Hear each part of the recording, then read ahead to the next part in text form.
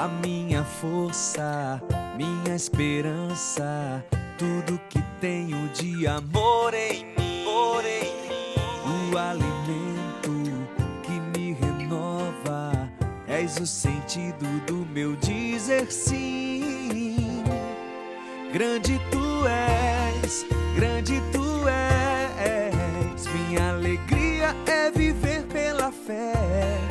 Grande tu és, grande tu és, minha alegria é viver pela fé. Minha alegria é viver pela fé. Olá, meus amados! Está começando agora o nosso programa Viver pela Fé, especial Saúde São Camilo. Para a gente poder conseguir colocar em prática o que o Espírito Santo pede de nós, ele suscita no nosso coração, a gente consegue ler a palavra de Deus e sentir o que Deus quer. Mas para pôr em prática, a gente precisa de saúde. Não é verdade? A gente precisa ter alguns cuidados básicos que fazem com que a gente possa ter movimento, ação, para colocar tudo aquilo que Deus pede de nós. Seja em casa, seja no trabalho, seja como esposo, marido, seja cuidando dos filhos, seja na sua dinâmica de vida, é necessário ter saúde para tudo. E quando a gente cuida da nossa saúde, a gente está dizendo: Deus, muito obrigada pelo dom principal que Tu nos deste, a vida, porque cada um de nós é templo e morada do Espírito Santo. Por isso, precisamos cuidar da morada que é dele. E este programa ele vem exatamente falar sobre isso, sobre saúde. E hoje, especialmente, gente, tratando exatamente de um mês que começou todo especial falando sobre o autismo, campanha de conscientização. A gente hoje, daqui a pouquinho, vai receber, vocês vão acompanhar tudinho aqui, já se prepara, já chama todo mundo. A interação nas nossas redes sociais foi muito grande com a temática sobre o autismo. São muitas dúvidas, frequentes dúvidas e também muitas mensagens lindas que recebemos de famílias guerreiras que cuidam com muito amor dos seus filhos autistas. Então, daqui a pouquinho, a doutora Mariana, ela que é neuropediatra do Hospital São Camilo Fortaleza, vai estar aqui tirando todas as dúvidas. Como você descobre, o tratamento, essa descoberta precoce, a gestação, tudo, a evolução do quadro, tudo você vai acompanhar. E como a gente precisa da graça de Deus para tudo, para acompanhar, para entender, para tomar posse, a gente precisa da graça de Deus para ser melhor, para mudar de vida, para ter uma nova postura e um novo olhar, né? Às vezes muita gente me escreve, são muitas mensagens dizendo: Aninha, como eu queria ser melhor, como eu queria ter um equilíbrio melhor das minhas emoções, como eu queria dar uma resposta melhor às pessoas que me amam e às vezes eu não consigo, né? Às vezes você se cobra demais, está cansado, não consegue descansar em Deus. Então, a palavra de Deus nos ajuda a compreender tudo isso, a ter misericórdia de nós. Começamos por nós. Então, eu te convido a tomar posse da palavra de Deus e começar o nosso viver pela fé, como sempre, em oração. Pelo sinal da Santa Cruz, livrai-nos Deus, nosso Senhor, dos nossos inimigos. Em nome do Pai, do Filho e do Espírito Santo. Amém. A palavra que o Senhor nos dá hoje, o seu evangelho, está no livro de Lucas, capítulo 24, dos versículos de 13 a 35.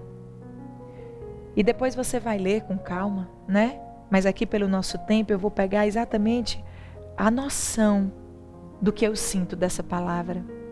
E essa palavra mexe muito comigo porque quem me conhece sabe, eu sempre cito ela. Eu me encontro nesses discípulos de Emaús que caminhavam com Jesus, que andavam com Ele, mas não conseguiam ver Jesus, não conseguiam sentir a presença dEle. E no partir do pão, cai a ficha. Eis que é Jesus, que caminhou comigo todo o tempo, toda hora, que esteve comigo, que me colocou no colo. As pegadas na areia são só de Jesus, porque eu estou no colo. E aí no partir do pão, na Eucaristia, se revela Jesus. E Ele diz: fica Jesus conosco, já é tarde, o dia declina. É preciso, meus amados, entender muitas vezes que nós somos como esses discípulos. Somos tardos, lentos, Quantas vezes queremos ouvir a Deus e não conseguimos? Não é de pronto que a gente entende o que Jesus quer nos dizer naquele momento, naquela hora? Mas o mais importante, e por isso mexe tanto comigo, me emociona essa palavra, é a gente não desistir de caminhar com Ele. E chegar até o ponto do partir do pão e conseguir compreender. Eis que é Jesus comigo. Eis que é Jesus que me ama. Eis que é Jesus que transforma a minha vida, a minha história e faz nova todas as coisas. Quantos de nós caminha e por não perceber que é Jesus, por não sentir que tem Jesus, por não conseguir ouvir a Jesus, desiste, não progride, a sua vida não frutifica. Jesus quer nos dizer o oposto hoje. Jesus quer dizer, fica comigo. É Jesus que quer dizer, fica comigo, filho, já é tarde, o dia declina. E hoje nós te pedimos, Senhor, fica conosco. Fica conosco na nossa vida. Fica conosco, Senhor. Porque na atmosfera de o dia declinar, o que declinou na nossa vida, na nossa história? Você pode tomar posse também dessa palavra, trazendo para você o que declinou. Foi você. O que já disseram para você que está acabado, encerrado, foi você.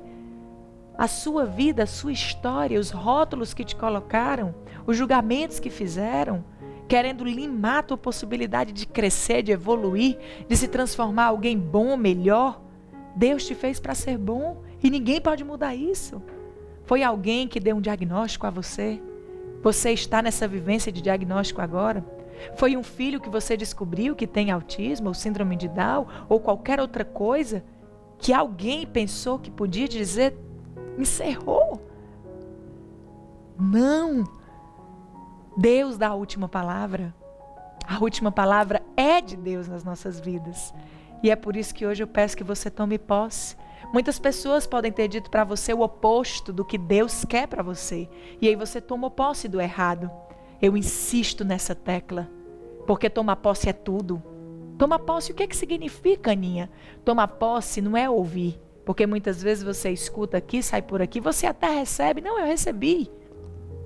Tomar posse é você agarrar essa chance. Ela é sua e ninguém pode tomar.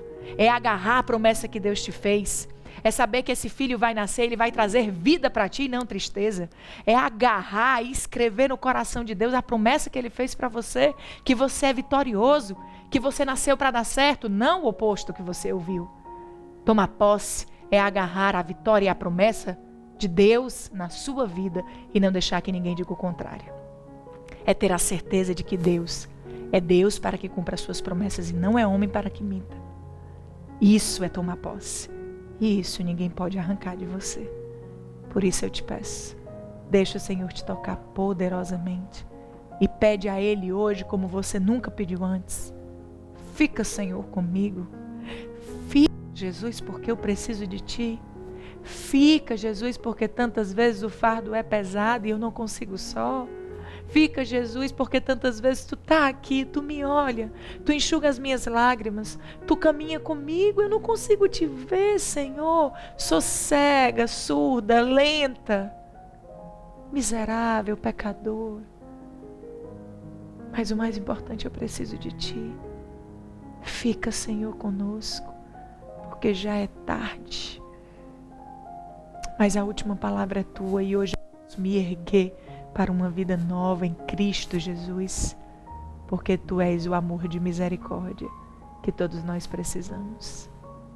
E eu sei, Senhor, que a gente Te pede para ficar e Tu fica cheio de amor.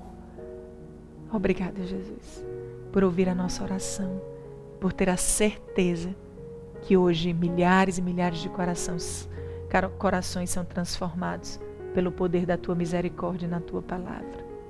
Em nome de Jesus. Amém. Nós estivemos e continuaremos reunidos em nome do Pai, do Filho e do Espírito Santo. Amém. Eis a palavra de Deus, que é vida, e ela aberta gera vida em nós. Ela precisa estar aberta pertinho de você, na cabeceira da sua cama, dentro da bolsa, aonde você estiver. É ela que liberta, que protege das ciladas do demônio. Tome posse dessa certeza. E agora, cheios do Espírito Santo, porque nós recebemos o Espírito Santo dado a nós, que você tome posse de tudo que você vai ouvir e que cada informação possa fazer você ser melhor. Aproveite e convide todo mundo. Lembra que eu sempre digo isso? Você recebe a graça e ela transforma você. Então você é portador da graça agora para salvar a vida de outras pessoas. Leve, convide, ligue, mande um WhatsApp, diga: o assunto é esse, venha para o Viver pela Fé. Porque no próximo bloco, eu volto rapidinho, garanto, eu já volto com a doutora Mariana, do Hospital São Camilo Fortaleza, para falar tudo sobre o autismo. E eu garanto, vale a pena. Vem, espero você. Minha alegria é viver pela fé. Oi, amados, eu já estou aqui no nosso Hospital São Camilo Fortaleza. Aqui você encontra humanização, modernidade, conforto e segurança. Cuidar de vidas é pura inspiração.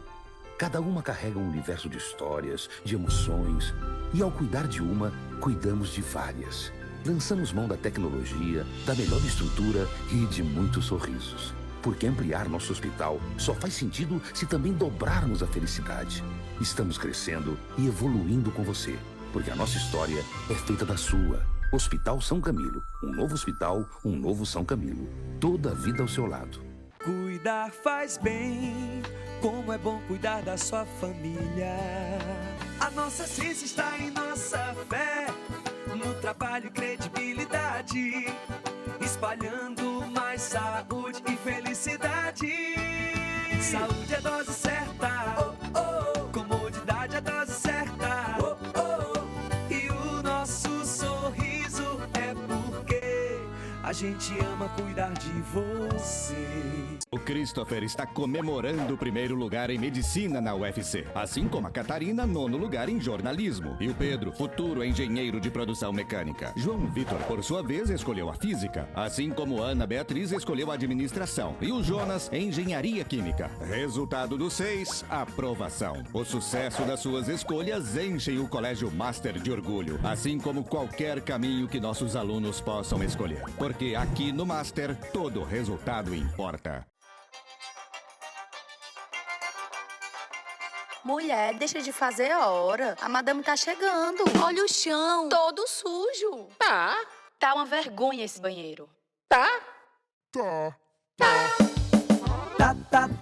Limpo. Tá limpo. Para sua casa ou para sua empresa, sempre as melhores soluções. A maior variedade em produtos de limpeza. Tá limpo. 30 anos facilitando a sua vida. Acesse agora talimpo.com.br.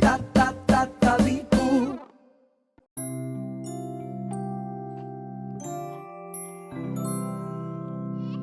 Vai, meu São Camilo. Precisou? Conte com o melhor plano. São Camilo. Saúde começa com amor. Minha alegria é viver pela fé.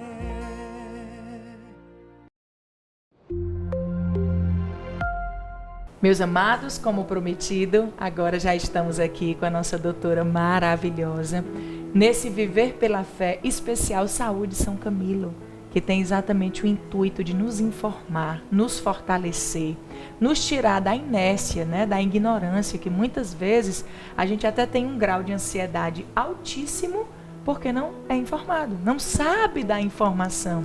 Então a nossa comunicação aqui mais importante é pedir que Deus nos abençoe, Ele nos cuide para que a gente possa tomar posse da informação e pôr em prática para cuidar da nossa saúde, né? Algo que é tão importante. Sem o corpo em dia, meus amados, nada acontece, nada funciona. Então aqui temos a alegria de receber a nossa querida doutora neuropediatra Mariana Kriegs, ela que é do Hospital São Camilo Fortaleza. E hoje, como nós estamos falando de campanhas, estamos aqui até no Oceano Azul, a doutora muito mais do que eu. Colorido, que é o universo dos nossos amados autistas, né? Feliz, colorido. Meus amados, dia bem aí no início do mês de abril. Isso, dia 2 de abril. Dia 2 de abril, bem começando o mês de abril, lindo, a gente já começa com a campanha Conhecimento, fortalecendo o envolvimento com o autismo. Eu costumo dizer o oceano azul, né? O mar azul de tantas mães, o coração azul de tantas mães, né? De tantos pais. Então, logicamente, a gente está aqui porque o São Camilo, morro de orgulho de falar isso, é um hospital que é totalmente humanizado, né, doutora? Se preocupa, se empenha, zela. O que são as campanhas é completamente a favor. Isso é lindo. Não é todo lugar que a gente vê isso, né? Com certeza. Essa é a ideia. Eu agradeço a oportunidade, Aninha, de estar falando aqui. A ideia justamente é essa, a gente cada vez ampliar mais essas campanhas, e foi com esse aumento da implementação de campanhas, principalmente, que vem crescendo para o transtorno do espectro autista, que a gente tem começado cada vez mais precoce a intervenção nos pacientes. E isso muda completamente a evolução. Então, a gente consegue ter um paciente que tem os sintomas mais brandos, conseguem ser mais autônomos na vida adulta. Então, essa é a ideia, a gente melhorar a conscientização para fazer o diagnóstico precoce, a intervenção e a estimulação precoce. Importante, viu, gente? Vamos começando então falando, né, como a doutora já está aqui nos informando, sobre a questão dos recursos e tudo mais. A pergunta é, o que o autismo como ele se desenvolve, né? Certo. Na verdade, gente, eu vou começar com outra pergunta. Com licença, peço licença a vocês. Essa campanha, né, abril, o início dela, por quê exatamente esse mês? Muitas pessoas me perguntam isso na rua e tal, e o autismo em si, de onde é que ele vem, né? Perfeito. O que é ele, a causa dele? Perfeito, excelente. Então, o transtorno do espectro autista, a gente ainda não sabe uma causa, em termos mais científicos, não tem uma causa monogenética ou um fator ambiental. O que isso quer dizer? Não tem um gene, por exemplo, que nem a gente estava falando do síndrome de Down, que é a trissomia do 21 na maior parte das vezes. Então, a gente não tem uma herança genética determinada por um gene único ou uma alteração cromossômica única. Então, a gente determina como sendo multifatorial. O que isso quer dizer? A gente sabe que tem uma herança genética que é forte, mas também tem fatores ambientais que estão relacionados, ou seja, coisas no dia a dia das pessoas que podem interferir e aumentar a chance de uma mãe ter um filho com transtorno do espectro autista. O que acontece? A gente tem vários fatores que estão relacionados, como, por exemplo, a gente sabe que a idade materna avançada, a mesma coisa semelhante à síndrome de Down. A gente também sabe que idade paterna, nesse caso, idade paterna avançada também está relacionado. A gente uso de medicações na gestação. Então, por exemplo, o uso de drogas antiepiléticas, medicações anticonvulsivantes na gestação materna. Então, a gente sabe que aumenta o risco, o principal deles, ácido valproico. Tem outros fatores, como principalmente ter algum caso na família, e se tem um irmão que também tem transtorno do espectro, a gente aumenta ainda mais o risco de ter. Mas, igual eu falei anteriormente, a gente ainda não tem uma causa identificada como um gene único. Não, a priori, tem vários genes que aumentam o risco. Outras doenças, como, por exemplo, a gente falou da questão da síndrome de Down, que aumenta o risco de ter transtorno do espectro. Outras doenças, como, por exemplo, síndrome do X frágil, e por aí vai, outras doenças que estão relacionadas. Mas não é quando eu digo que tem um risco aumentado, não é que um paciente com síndrome de Down vai ter autismo. Ele tem um risco aumentado de ter, mas isso não quer dizer que invariavelmente vai ter. Então, a gente tem que ficar fazendo um acompanhamento periódico. A mesma coisa com outras doenças genéticas que podem estar relacionadas. Mas a importância, igual eu falei antes, dessa campanha ser no início do ano, ela começou justamente para ampliar e crescer cada vez mais a conscientização.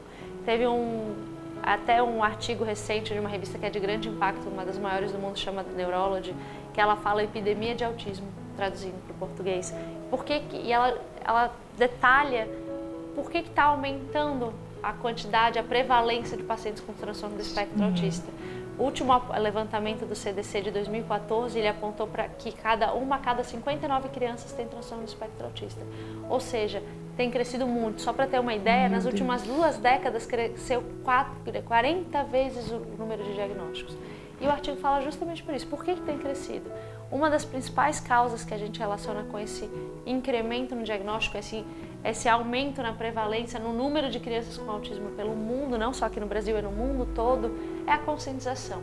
Então, a Olha gente fala só. que a conscientização popular leva a família a procurar auxílio, procurar descobrir o que está acontecendo, que ela vê que o desenvolvimento da criança tem algo de diferente, ela procura e começa a estimulação. Então, a vantagem de a gente ter essa conscientização é começar a estimulação e favorecê-la na vida adulta, a autonomia desse paciente. Então, tem aumentado significativamente. Uma das principais causas é essa questão que eu falei antes da conscientização.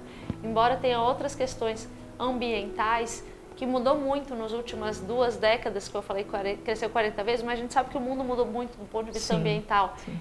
Então, tem muitos estudos relacionando, mas ainda sem evidência, a questão da poluição, porque parece que as crianças que estão em zona rural têm um risco diminuído em relação às da zona urbana, não se sabe se é porque elas também têm mais acesso à saúde. Contudo, a gente imagina que tem outros fatores que estão relacionados também.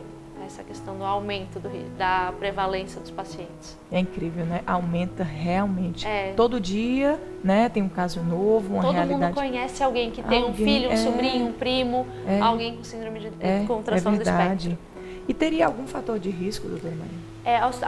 Tem várias doenças genéticas que estão relacionadas, então síndrome de Down, síndrome de X frágil, esclerose tuberosa. Então esses pacientes têm que ser acompanhados periodicamente. Outras questões que podem estar relacionadas também principalmente quando tem alguém na família, e não só com transtorno do espectro, quando tem qualquer doença psiquiátrica. A gente sabe que qualquer doença psiquiátrica na família aumenta o risco. Se tiver principalmente alguém de primeiro grau, o pai, a mãe ou o irmão, aumenta ainda mais. Então a gente tem que esses pacientes, eles têm um risco aumentado, não sabe a razão pela qual, mas eles aumentam. Tem um grau que a gente chama de heredabilidade, então eles têm uma carga genética de herança genética. Olha só. Isso. Então, o oposto, né? A gente falava sobre que uma mulher com síndrome de Down vai ter o bebê, mas normalmente ele não nasceria síndrome de Down.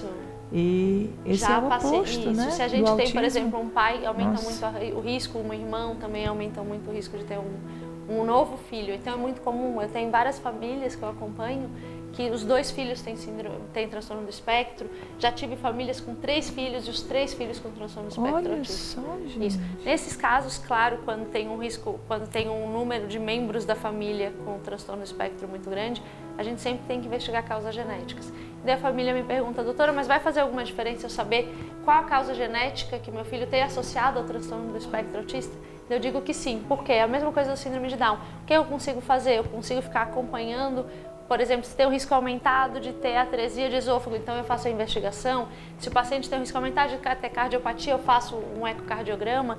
Então, eu saber a síndrome genética, eu consigo. Primeiro passo, acompanhar essa criança melhor, saber se ele tem risco de ter alguma outra doença. Tem um gene que é o PTEN, que ele tem um gene que está relacionado ao aumento de câncer. Então, se essa criança, por exemplo, ela tem transtorno do espectro, eu detecto que é relacionado ao gene PTEN, e daí eu consigo fazer exames periódicos para avaliar a possibilidade de câncer.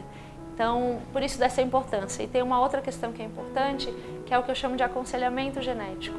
Então, a gente tem vários padrões de herança genética, autossômica recessiva, autossômica dominante, ligado ao X. Sim. Então, isso consegue orientar a mãe, que eu acho que isso é muito importante.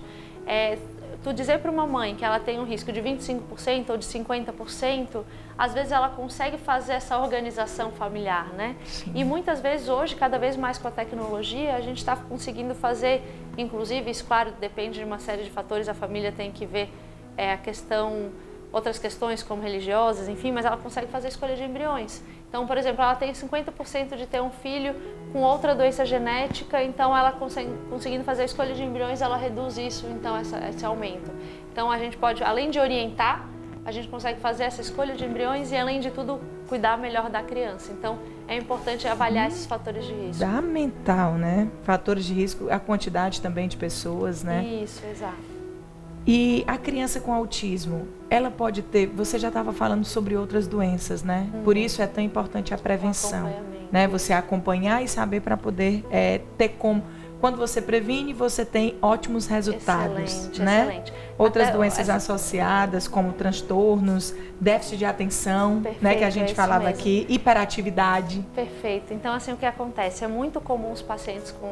Muitas famílias vêm, doutor, ele não tem autismo porque ele não é agitado. Então, não é bem assim que funciona. Para eu dizer que a criança tem transtorno do espectro autista, ela não tem que ter agitação. É uma comorbidade, ou seja, pode vir junto transtorno de déficit de atenção e hiperatividade ao transtorno do espectro autista.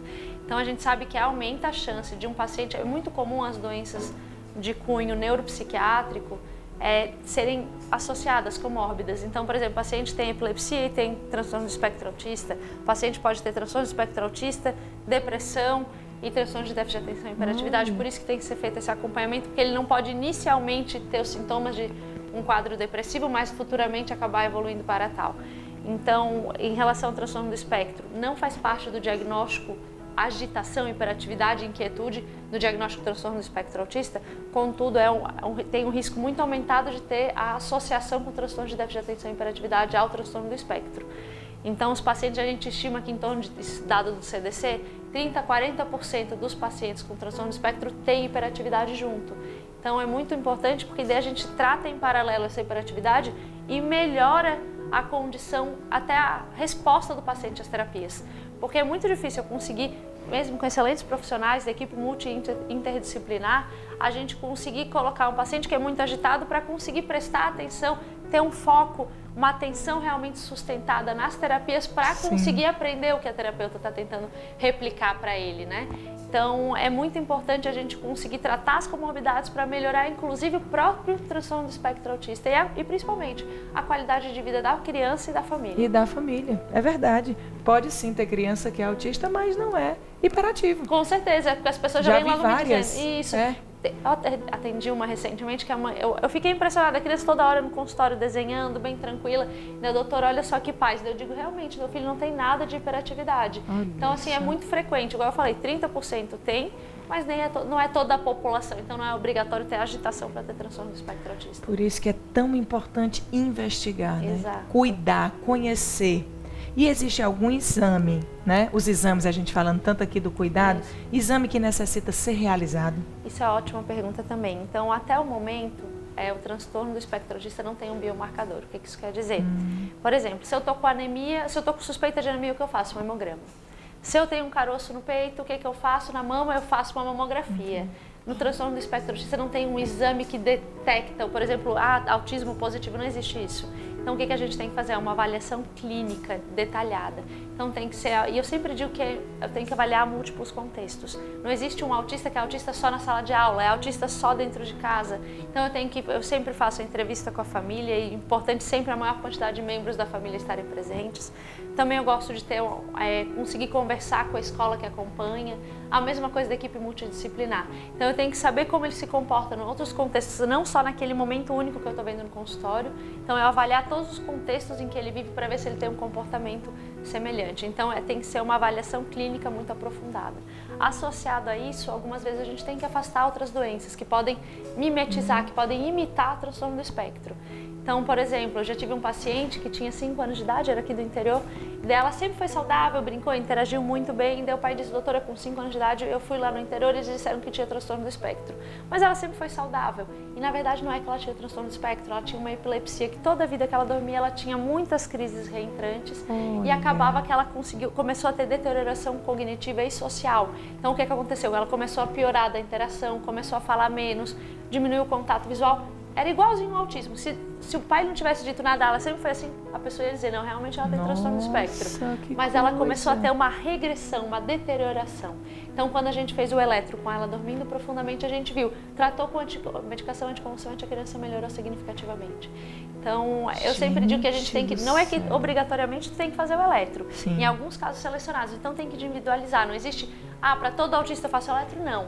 Todo autista eu faço ressonância? Não. A gente tem que avaliar, individualizar o paciente para também, uma outra questão que é muito importante destacar, a gente evitar ficar fazendo exames que podem gerar dano ao paciente. Então, igual eu falei antes, nem todo paciente faz ressonância, porque a ressonância, na criança, eu não consigo fazer sem sedação. Né? Eu preciso dela. E se ela não colaborar, eu vou sedar. Então, eu tenho que sempre botar na balança o custo-benefício do exame. Ela realmente precisa? Ela tem epilepsia junto, então precisa. Não, ela não tem, então eu individualizo os exames, mas não existe um exame único que detecte. Isso é importante falar, não tem esse biomarcador. Então, eu tenho que fazer uma avaliação clínica de forma mais aprofundada para eu conseguir fazer o diagnóstico. Nossa, você falando aí, tem também uma questão da percepção da mãe, né? Com certeza. Mãe é uma coisa incrível, né? E elas que são as primeiras que detectam, realmente. Era isso que eu ia falar. Era isso que eu ia dizer. Tem amigas minhas que, lembrando agora, ela dizia assim, Aninha, meu filho está se comportando tão diferente, ele é pequenininho e tudo, mas ele não está falando direito, ele não está se desenvolvendo, ele não olha direito para a gente, ele não reage, como se ela nem estuda aquilo. Mas ela ela sente que é diferente. Mas ela sente que está diferente. Então, é uma das coisas que eu falo casos, primeiro. Tem que ser avaliado. Então, antigamente se tinha um conceito, meu filho falou só com 3 anos de idade, mas meu tio ou irmão falou com 5. Existe sim atraso de fala, eu sempre falo, atraso de fala não é que nem autismo, mas atraso de fala é um sinal de alerta. Então, o paciente quando tem um sinal de alerta, sim, deve ser avaliado, porque a importância da conscientização da mãe ter essa percepção, porque se ela percebe que tem algo de alterado no desenvolvimento, eu consigo estimular de forma precoce. Então, um dos principais sinais de alerta é o atraso de fala, é a criança que sorri pouco quando é um bebezinho, tem 8 meses, a mãe olha, tá dando de mamar, olha para a criança não olha para ela, então pouco contato visual. Às vezes é um atraso, inclusive a gente considera como atraso para caminhar, atraso dos marcos motores, por exemplo, demorou para andar como um bebezinho. As crianças, né, com transtorno do espectro tendem a ter um atraso motor discreto associado, também é um sinal de alerta.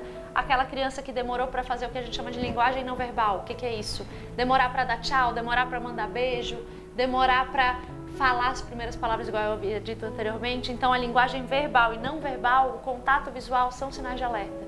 Então, por exemplo, eu espero que uma criança aponte o que quer, dê tchau e mande beijo em torno dos 10, 11 meses, no máximo 12. Se ela está com atraso de fala, tem alguns desses outros sinais que eu falei, ela tem que ser avaliada. Então, tá na dúvida, avalie. É melhor a gente dizer, não tem nada, é realmente só um atraso de fala, vamos fazer só a fonoaudiologia.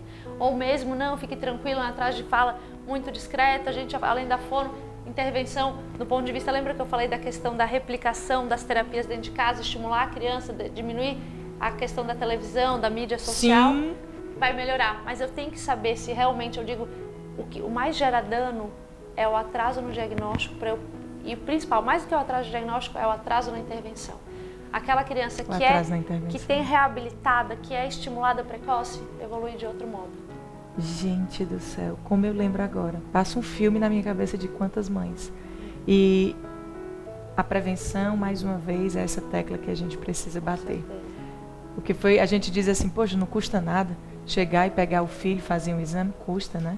Quantas mães, quantas situações, quantas necessidades, mas é exatamente nessa hora que a gente vai saber o que o seu filho tem, como ele se comporta, porque às vezes uma criança não fala direito porque não ouve direito. Com certeza, perfeito, excelente. E aí pode ser só a audição. Perfeito, perfeito. Então por isso que tem que ser avaliado. Atraso de fala pode ser inúmeras coisas. Não é isso? Inclusive surdez, que o tratamento é um tratamento que vai mudar a vida dessa criança. Gente, por isso a doutora falava pra gente, e é verdade, né? A doutora Mariana, que atende no Hospital São Camilo, né? Que tem todo esse cuidado, que tem toda essa rede de apoio, que tem todo esse tratamento, esse acompanhamento, porque para cuidar de crianças mais que especiais para a gente, eu acho que isso é respeito, né? Com certeza. Como eu falei, antes de tudo, é amor, né? É zelo. Para fazer todo esse acompanhamento, esse tratamento, para quem não sabe, né? É importante lembrar, o Hospital São Camilo tem, né? Junto, né? Um convênio que se chama Plano de Saúde São Camilo, né, doutora Mariana? Isso mesmo. E para tudo isso aí é extremamente necessário. Se para a gente, no normal, já é necessário ter um plano de saúde, né, uma emergência, uma intercorrência, um exame de rotina para prevenir um câncer de mama, uma dor no estômago, o que for, para essa mãe, para esse pai, para essa criança faz toda a diferença. É fundamental? É porque a reabilitação precoce faz realmente mudança na evolução dessa criança. Então, infelizmente, a gente ainda tem muita dificuldade de acesso na rede pública, de acesso às terapias. Está cada vez melhorando, porque eu acho que o que mais faz diferença para melhorar isso é a luta da família. Sim. Então, antes de ter as associações de pais e mães, era muito mais difícil conseguir as terapias. Então, deixava uma tristeza. Tu fazia o diagnóstico, a criança voltava, 4 meses depois estava do mesmo modo, sem terapias ainda. Agora, com esse grupo crescente de mães, que isso que é o que faz a força, o que muda, o que fazem as leis acontecerem, o que faz a rede de apoio da prefeitura, do estado, dos convênios conseguirem crescer cada vez mais, são esses grupos de associações de pais E mães. Mães guerreiras. Tem que Oh, ser. meu Deus, eu morro de orgulho. Aliás, eu vivo de orgulho dessas mães maravilhosas que a gente conhece várias, né? Então, gente, muito importante, né? Acho que o apelo principal é esse. É cuidar, é prevenir, é buscar um plano de saúde, né? Como o próprio hospital já tem esse cuidado, tem esse tratamento humanizado. E conseguir ajudar as mães, né? As mães ajudam seus filhos e a gente precisa ajudar mães e pais a terem esse cuidado. Gente, ainda tem muita coisa aqui pra gente falar, perguntas especiais, tem pergunta dos nossos telespectadores, dos nossos seguidores aí no Instagram que acompanha tudo. Doutora Marina vai continuar aqui com a gente e a gente vai para um rápido intervalo, rápido mesmo. E você convida, né, as pessoas, faça isso. Eu sempre digo para todo mundo aqui na rede social, nas nossas lives, a gente bebe da graça e a gente leva essa graça a outras vidas, essa salvação. Então, traga outras vidas aqui para aprender sobre tudo isso com a gente, tá bom? A gente espera você. Minha alegria é viver pela fé.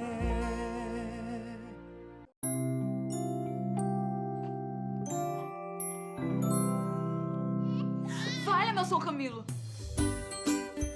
Precisou? Conte com o melhor plano. São Camilo. Saúde começa com amor. Em 20 anos, vimos muitos momentos felizes acontecerem aqui. Famílias crescendo, você traçando metas e desafios. E depois de presenciar muitas histórias, o sabor de ter você aqui todos os dias continua o mesmo, inigualável. Unimos vários serviços para facilitar a sua vida. Venha aproveitar todo o lazer e a comodidade que temos para te oferecer. São 20 anos de momentos que fazem muito bem ao coração. Shopping Aldeota, o shopping do coração. A rede Uniforça de supermercados é... Segunda maior rede do Brasil e o maior do Nordeste, de acordo com a Associação Brasileira de Supermercados. A Uniforça não para de pensar em seus clientes. São produtos de muita qualidade e preços imbatíveis diariamente. E toda semana você ainda pode aproveitar ofertas exclusivas de frutas e verduras às segundas e terças e de carnes de primeira às quartas e quintas, com um atendimento único que faz toda a diferença. Venha para a Uniforça você também. A verdadeira rede dos cearenses. Uniforça, a verdadeira rede dos cearenses.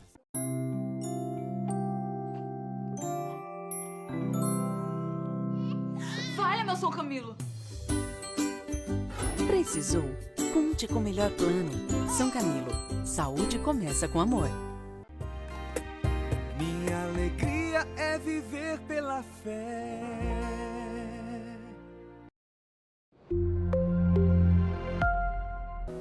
E nós voltamos aqui, meus amados, nesse bate-papo mais que especial com a nossa querida doutora Mariana Bratz, que ela também é Krieger. E ela é neuropediatra do Hospital São Camilo Fortaleza, que tem todo esse atendimento humanizado e a gente ama fazer parte desse cuidado, né? A gente ama cuidar de você, não é isso? A gente cuida de quem a gente ama? Pronto, pois está tudo junto aqui. A gente precisa informar para que você possa saber mais e cuidar melhor. E abril já começa, né, para você que está chegando aí agora, abril já começa com uma campanha linda, a campanha, né, em alerta, em amor, né, em empatia com o autista, com a pessoa, né, com o autista, com o espectro autista, né? E a doutora Mariana está aqui, a gente já falou tantas coisas e agora ela vai responder essa pergunta, qual o tratamento adequado? Porque ela já falou como é que começa, como é que descobre, a mãe tem a dúvida. Agora o tratamento. Daqui a pouquinho a pergunta de vocês aí. Tá ótimo. Deixa eu até falar uma curiosidade que geralmente eu vejo que as pessoas têm no geral. Autismo ou transtorno do espectro autista, qual a diferença? Até antes de 2014, quem denomina essas nomenclaturas é uma organização americana de psiquiatria, que chama DSM-5. Então, o DSM tem vários, teve 1, 2, 3, 4 revisão e o 5. Então, antes de 2014 era autismo, mas a ideia de mudar de 2014 em diante foi para dar uma sensação de contínuo. O que isso quer dizer? O espectro quer dizer contínuo. Então, não existe um diagnóstico, nem todo autista é igual. Porque nenhum de nós é igual, cada um tem sua particularidade. Sem dúvida. Então a mesma coisa é a questão do transtorno do espectro. Então tem crianças que têm transtorno do espectro e falam bem, tem outras crianças que têm atraso de fala, tem crianças que fazem estereotipias, andam em pontinha de pé, faz o flapping, Tem criança que não tem contato visual nenhum, tem outras que tem pouco contato, tem outras que tem um contato visual adequado. Então, eu sempre falo que a ideia do contínuo, a ideia do espectro é justamente essa, a gente não engessar um tipo único de paciente. Porque é muito comum quando eu dou o diagnóstico, a mãe, doutora, mas ele me olha. Eu sei que ele te olha, ele realmente te olha, ele me olhou também. Mas ele não olha o que eu espero para a idade, por exemplo, ou ele faz determinada questão do ponto de vista de reciprocidade, questão de sociabilidade, não é adequado para a idade. Mas ele faz, então tem aqueles pacientes que não fazem, mas tem pacientes que fazem de forma intermediária e por aí vai. Então a questão do espectro é justamente essa, para dar essa ideia de contínuo. Agora, acerca do tratamento. Hoje o tratamento, a gente não existe nenhuma medicação que seja modificadora de doença. O que isso quer dizer? Que cure o autismo, não existe até o momento. Cada vez mais tem crescido na mesma proporção que cresceu a quantidade de pacientes diagnosticados com transtorno do espectro, que a gente falou no outro bloco, que cresceu 30, 40 vezes na última década, também cresceram o número de estudos. Então, cada vez mais tem surgido estudos, isso é excelente mesmo. Mas hoje o que a gente sabe que modifica o curso da doença, que modifica a evolução e que melhora a autonomia e o prognóstico do paciente são as terapias. Então, ter um corpo clínico engajado, que trabalhe de forma interdisciplinar, todo mundo junto, que consiga identificar os déficits principais desse paciente e trabalhar neles é o mais importante. Então, eu sempre digo que a psicologia é fundamental, tanto para a criança quanto para a família que precisa desse suporte, a terapia ocupacional para melhorar as atividades de vida diária, essa criança ser mais independente. E tem uma outra questão que a terapia ocupacional nesse caso também melhora, que eles têm uma interpretação muitas vezes errada dos estímulos sensoriais. Então, não sei se tu já viu alguma vez, Aninha, mas criança com transtorno do espectro muitas vezes não gosta de ruído alto. Então bota a mão no ouvido, barulho, perfeito. Então, a terapia ocupacional trabalha nessa questão de melhorar, ela desensibiliza o paciente com desse incômodo com ruídos diferentes, então é muito importante também. E a fonoaudiologia, porque muitas vezes, apesar de não ter atraso de fala, é mais grosseiro, tem dificuldade na entonação de voz, a dificuldade, às vezes, que é o que a gente chama de prosódia. Então é muito importante esse paciente ser acompanhado globalmente para melhorar a autonomia. Então, além disso, associado, algumas vezes a gente acaba indicando medicação, é a minoria dos casos. Sim, para quando? Quando eles têm algum comportamento de agressividade, ou eles têm alguma doença associada como hiperatividade, como a gente falou antes. Ou quando, por exemplo, também eles não têm uma insônia, que é muito comum ter distúrbios do sono, não conseguir dormir de forma adequada, apropriada, para se restabelecer e conseguir crescer, enfim, como um todo. Então, algumas vezes a gente acaba usando medicações, mas não é a regra. A regra é realmente as terapias com a equipe multidisciplinar. Nossa, interessante demais, né, gente? Conhecimento muda tudo, né? Em relação falando primeiro um pouquinho sobre transtorno do espectro autista leve. Muitas mães perguntam, é realmente leve, moderado? Como que a gente faz para avaliar isso? A diferença, né? Então, a gente avalia em 2 segmentos principais. O primeiro deles é quanto à interação, então a gente pode graduar em leve, moderado a grave, ou atualmente até a gente tem sugerido que necessita de muito suporte moderado, que é um outro modo de falar em vez de leve, moderado a grave. Mas a população no geral a gente ainda acaba falando leve, moderado a grave. Então a gente começa inferindo nessa característica porque a gente qualifica nessas 2 características, do ponto de vista da interação e do ponto de vista de interesse fixo e restrito e estereotipias. Deixa eu explicar um pouco melhor. Da interação é o contato visual, o quanto essa criança tem vontade de brincar com outras crianças, brinca de forma funcional. Então, isso é o primeiro item. Então, a avaliação se é leve, moderado a grave é baseado avaliando esses quesitos. O que eu espero para uma criança, por exemplo, vamos dizer que vem uma criança de 10 anos de idade.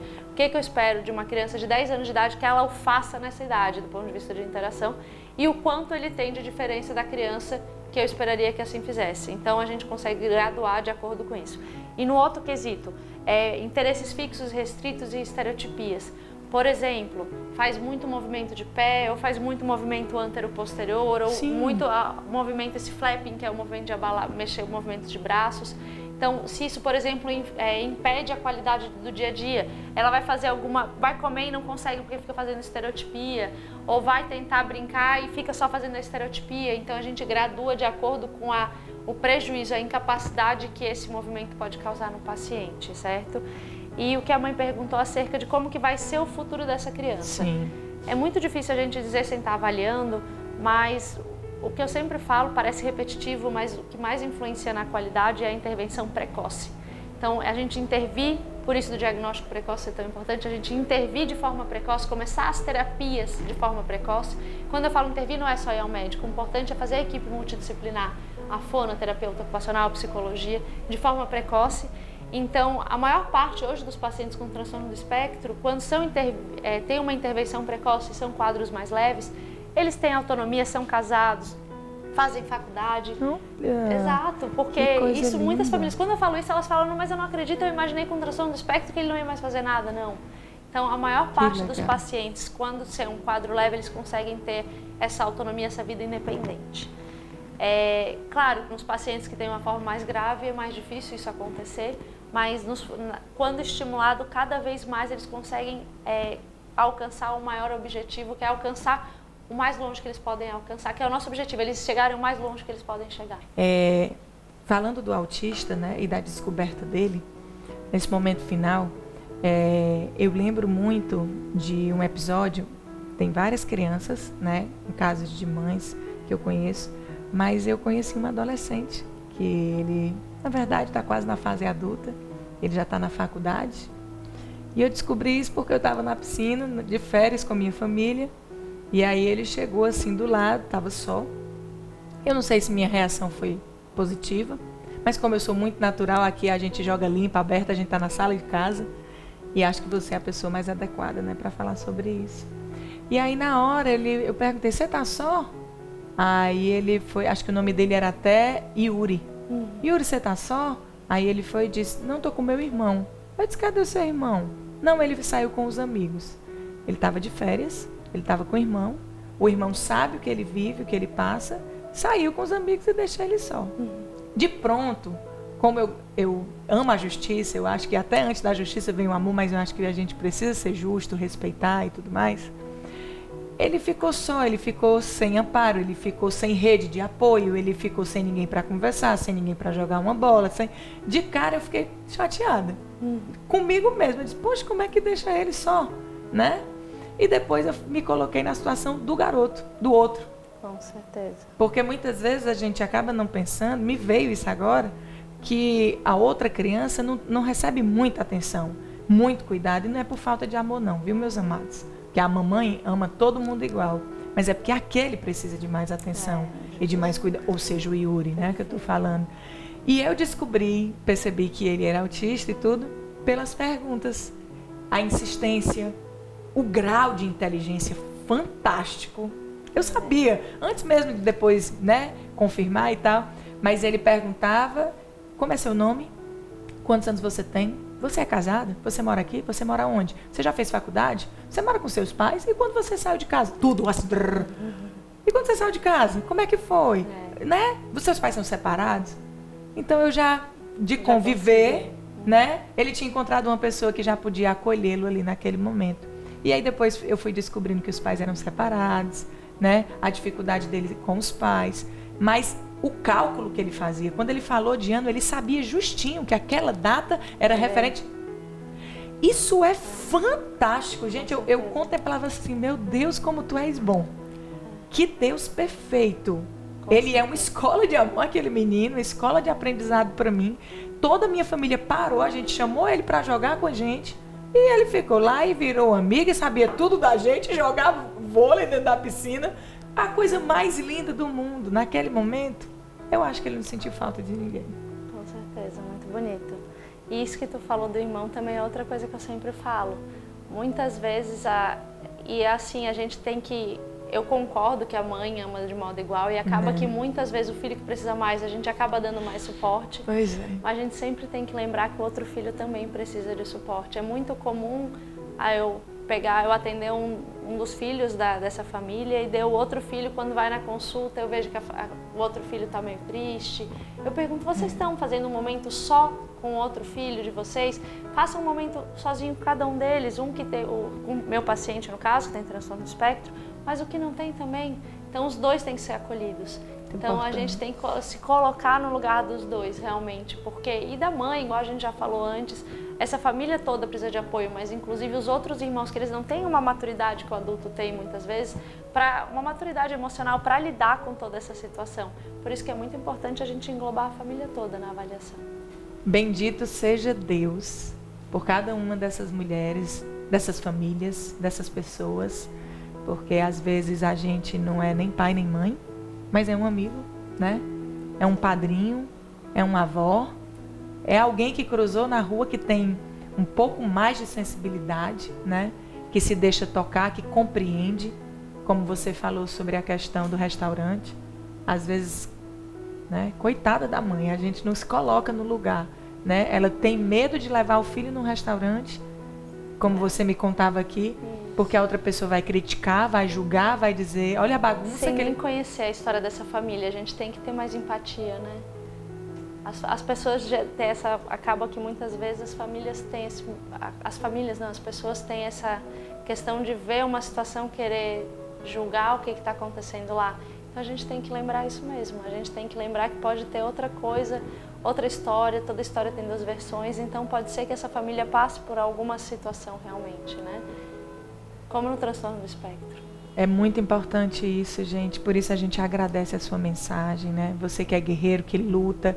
E o mais importante, que fique aqui desse bate-papo, né? Desse encontro, com muito amor, com emoção. Por várias vezes a gente se emociona, e eu fico assim, porque a gente precisa se colocar no lugar do outro, né? Quando você encontrar, né, uma criança com muitas perguntas, por mais que você tenha tanta coisa para fazer, pare. Dedique seu tempo, né? Dedique seu tempo. Na verdade, aquela criança, aquele adolescente, ele só quer isso. Só quer um olhar, só quer o amor, só quer a atenção. E julgar menos, né? O preconceito zero, porque qualquer pessoa pode passar por isso. Ninguém sabe do dia de amanhã. Com certeza. Eita vida para dar voltas. É. Não é verdade? É verdade. Então que hoje você possa tomar posse dessa graça, assim como a gente também toma, né? A cada caso, quem cresce mais somos nós, né? Com certeza. A gente. Doutora Mariana, muito obrigada por este bate-papo maravilhoso, por sua inteligência, seu estudo, sua dedicação. Que Deus lhe abençoe cada vez mais para você continuar ajudando e cuidando de tantas famílias que precisam de você, né? Do dom que Deus lhe deu para poder seguir em frente e ver essas crianças sendo evoluídas e casando e se formando. Que coisa linda! Isso é uma Agradeço bênção. muito o convite, Aninha. Foi um prazer. O prazer foi todo meu. Coisa linda. Deus abençoe, viu? Igualmente. Você volta para falar com a gente. Com certeza. Ó, próximo mês ela tá aqui no Viver pela Fé Especial Saúde São Camilo para falar sobre quem, doutora Maria? A gente podia falar sobre a epilepsia. Também é outro tema muito frequente. Forte, né? Olha a história da criança. O pai nem sabia o que estava acontecendo. Exato. E era epilepsia, né? Gente, é muito forte. Aguardem, viu? Já fiquem aí, já vejam as postagens do nosso Instagram. Enviem as perguntas de vocês sobre epilepsia. Nós estaremos aqui mais uma vez para ajudar. Deus abençoe, minha irmã. Igualmente. Coisa linda. Meus amados, a gente vai ficando por aqui no nosso Viver pela Fé Especial Saúde São Camilo. A gente se encontra daqui a pouquinho com muito mais. Vem um novo mês aí, com mais interação. E as dimensões, né? Saúde, corpo, alma, espírito. Tudo que a gente precisa cuidar para ser melhor. Um beijo no coração de vocês. Muito obrigada pela interação e a companhia. Agradeço também esse espaço lindo, né? Jardim do Alquimiste, que é um restaurante, mas é um cenário maravilhoso, verdade, né? Muito bonito. Lindo. Um beijo, Cléia, e a todos vocês que nos acolhem com tanto carinho. Um beijo, meus amores. Fiquem com Deus. E até o próximo Viver pela Fé. A minha força, minha esperança, tudo que tenho de amor em mim, o alimento que me renova, és o sentido do meu dizer sim. Grande tu és, minha alegria é viver pela fé. Grande tu és, minha alegria é viver pela fé. Minha alegria é viver pela fé.